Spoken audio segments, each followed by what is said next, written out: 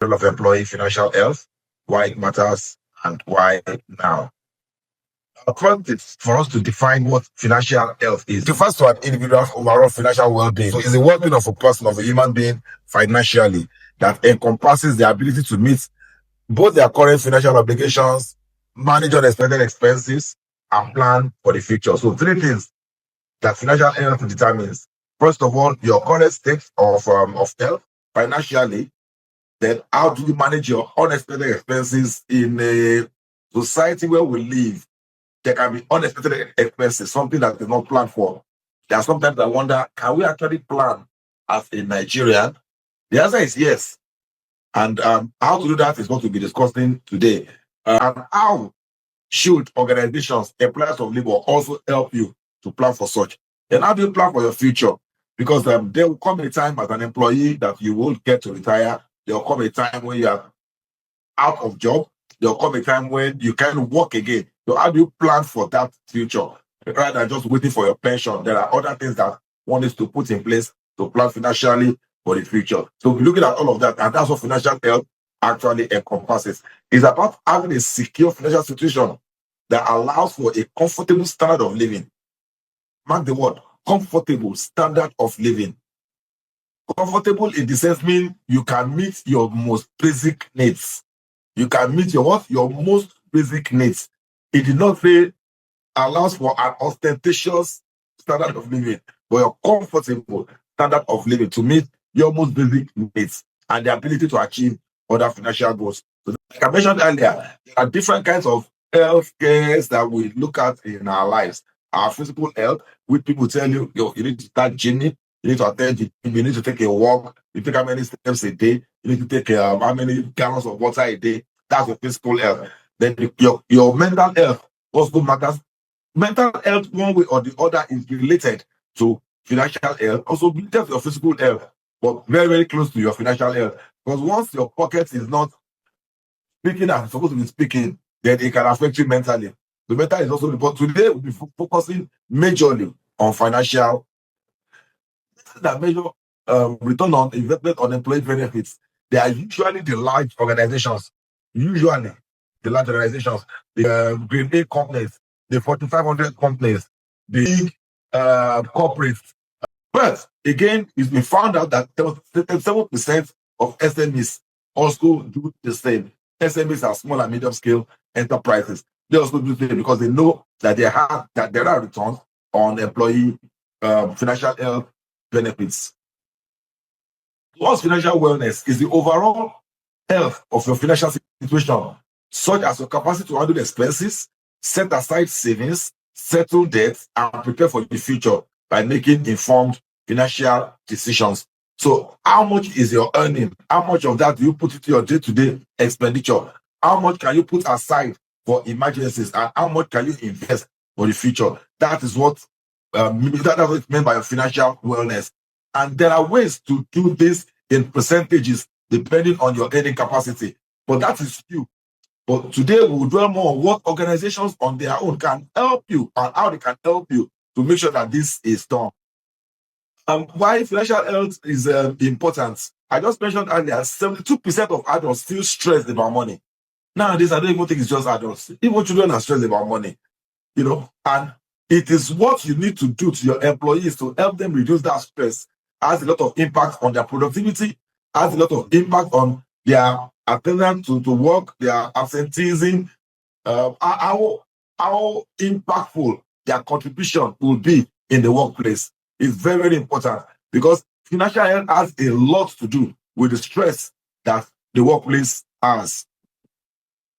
Apart to financial wellness, which I'll quickly take us through the 8 steps that guides your financial wellness. Spend less than you earn, spend more than they earn. And how do they do that? Living above your means, living above your earning capacity, living above your salary, living in accommodation that you cannot afford, taking the kind of transportation that you cannot afford nor sustain, dining out in restaurants that is not sustainable. So there are ways to do things, or managing a family that is bigger than your earning capacity. So there are things that you need to do less or you don't do at all to confine yourself within your earning capacity. So you need to spend less than you earn. You need to spend less than you earn. It's when you spend less than you earn that you're even able to save. It's when you spend less than you earn, you're able to put money down for emergencies or plan for the future. Pay your bills on time and in full. Don't pay bills in bits. Don't pay bills in bits. Incur bills that can be paid at once. Incur bills that you can pay when it is due, not when you have it. When it is due, and preferably pay on time and in full. Staying current on bills and paying in full may help avoid you fees and protect your credit score. And when I say fees, sometimes when you owe bills and you don't pay them in full, they can attract charges. Short-term emergency fund. You need to build a small emergency fund that will help cover your surprise costs and reduce reliance on debt. I want to have a short-term emergency fund. Your savings account is a form of short-term emergency fund. So from your earnings on a monthly basis, you put aside some form of savings. So from your earnings, some form of savings on a monthly basis. Money that you don't touch, that is not part of what you spend on a monthly basis to live your life. This money is coming handy when there is need, because your savings account also attracts little or minimal interest rates, or you can put them in what we call cash calls in the financial industry. You can put your money in cash calls that earn higher than savings account, but you can call for them at a short notice. Then also have long-term savings. For long-term savings, you can divide them into three. The first one is put your money in stocks, that is in bonds. Second one is put your money in treasury bills, that is government savings, that is very well secured. And the third one is you can put your money in long-term financial instruments. So, but they would say the safest one is your government bills and government bonds. Your money is safe and you can always have them back when there is need. Your savings, both the short-term savings and your long-term savings. All this helps you to have a very good credit score should you need to access facility in future. The Nigerian financial industry now has credit bureaus where they actually take on and check your credit score. How much have you borrowed? What's your leverage with different financial institutions? How much are you owing? How have you owed and paid back in the past? That gives you a credit score. So it helps you to be able to access credit in future, or the value from having credit in future. Have proper insurance coverage. Insurances are very, very important. Don't eat with your two hands. Have insurance cover for either your home insurance, have your personal insurance. All of this, employers actually do all of this also, but there is nothing bad in you having extra. Insurances can be taken as many as possible. Plan ahead for expenses. Create a budget and track your spending. On a monthly basis, have an Excel sheet where your spendings are listed. You have a program monthly expenditure and you know how much you're earning. So on a monthly basis, knock off your expenses against your earnings and make sure you have a buffer for savings. These are 6 tips to improving your financial wellness. Understand your relationship with money. Some of us don't know how to keep money at all. All we do is spend. Our spending habit is so ridiculous. Our spending habit is so ostentatious that it cannot, we can't marry our spending with our earning. So no matter how much we earn, we still cannot keep up, because we just love to buy expensive things. We love to live the life that our earning capacity cannot sustain. Review your current financial situation. Where am I currently? What do I need to drop? What expenses can I overlook? What things can I defer? Instead of including them now, I can include them in future. What things can I do less that I'm already doing them? You need to look at your current financial situation. Then set realistic future goals for yourself. Don't set goals that are totally unreasonable, because you know how much you earn, you know your pocket. So don't set goals that are totally unreasonable. So set realistic goals. Set goals that you know you can meet at a particular rate of savings. So you know this is how much I earn, this is what I need to do the next 1 year, the next 2 years, and you're saving towards it. Stick with spending habits that help you meet your goal. So after planning a goal, after coming up with what you need to do in the future financially, then stick to the spending limit that will allow you to meet it. Stick to that spending limit. So you can't be planning to do something expensive in the future and you're still living a sumptuous life at present. Create a spending plan, like I mentioned before, and always save for the rainy day. Okay, we've spoken about you and how you can keep your financial health and how you can plan for your financial well-being.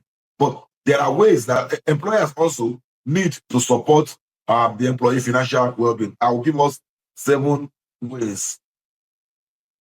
for employers that are listening to us, financial education programs.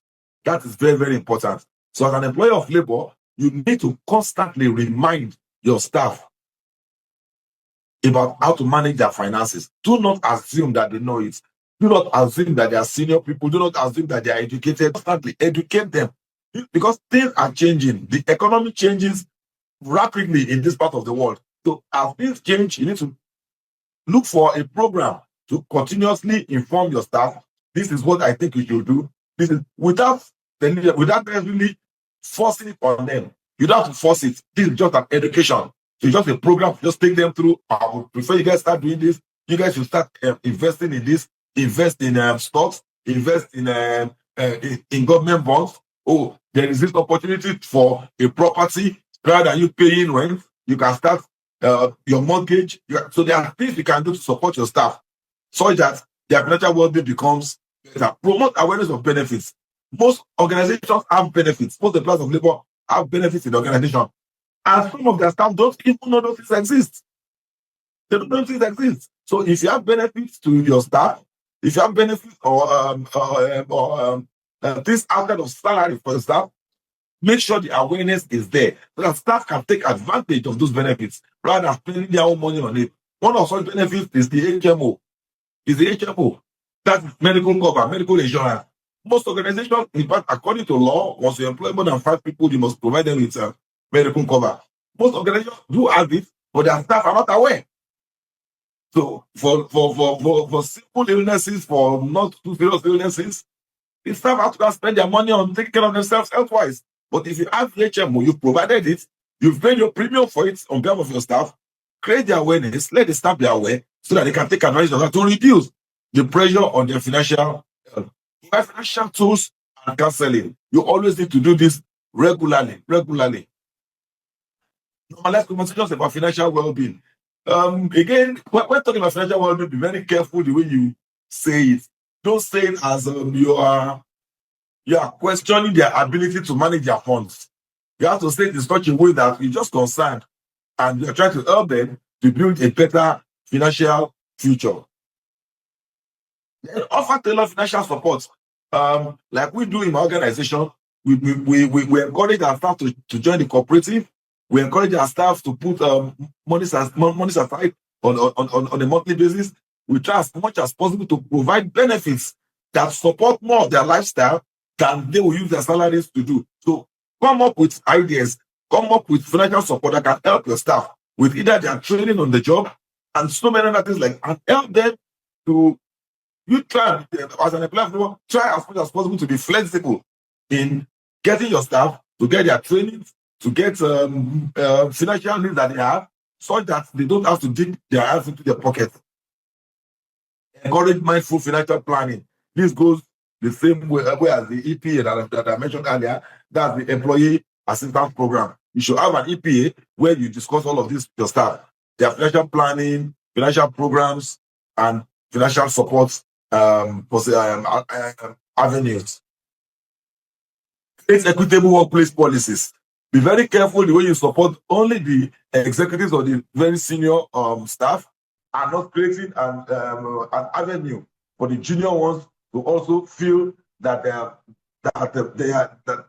financial health or their financial well-being is taken into cognizance in your organization. Employees and employers are aligned. Employers are responsible for employees' mental health. However, only 47% of employers offer an EAP or mental health support. Offering mental health support is very, very important, because like I mentioned earlier, mental health has a very, very strong impact on employees' financial health. So please, I will advise employers of labor to have what we call an EPA, an EAP, that is Employee Assistance Program. You need to put that in place. And this program, you should make sure that it's aligned both with your junior, your middle management, and your executive staff, emoluments and salaries. At the different levels, there are different kinds of trainings, there are different kinds of enlightenments, there are different kinds of programs that you introduce these categories of staff to at the different levels of Thank you.